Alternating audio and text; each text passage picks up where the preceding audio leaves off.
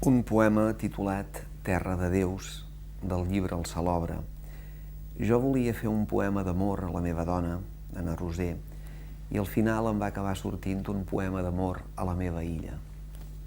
Terra de Déus.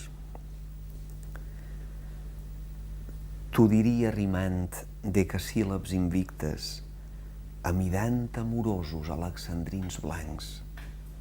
T'escriuria, Roser, sense tu no sé viure, o a pesar de batzèries serem sempre amants. Tu ja saps que t'estim. Sense por ni futur, potser ens calgui parlar amb un llenguatge agressiu d'aquest temps malgarbat de falsaris cabrons.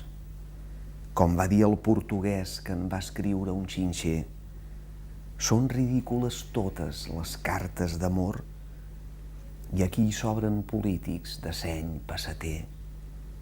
Prou Tristanys i Romeus, prou Renés i Abalars.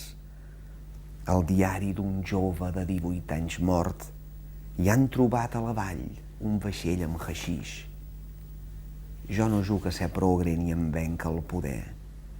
Com va dir Saramago, silenci i treball.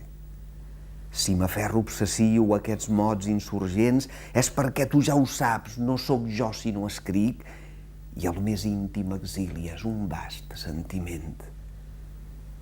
Una empresa vol fer un camp de golf atirant. No sé d'on trauran l'aigua i 1000 apartaments. Ara acab de llegir Dublinesos de Joyce.